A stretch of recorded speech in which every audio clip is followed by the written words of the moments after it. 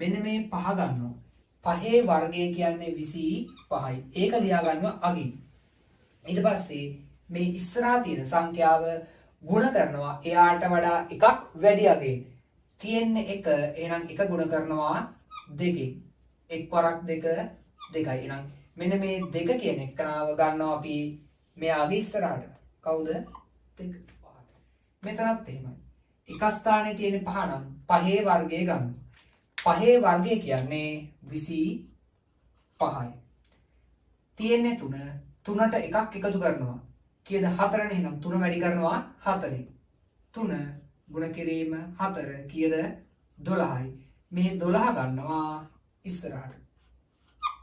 එතකොට 35 වර්ගය සමාන වෙනවා 1225ට. මේක ඔයාලට බාරයි.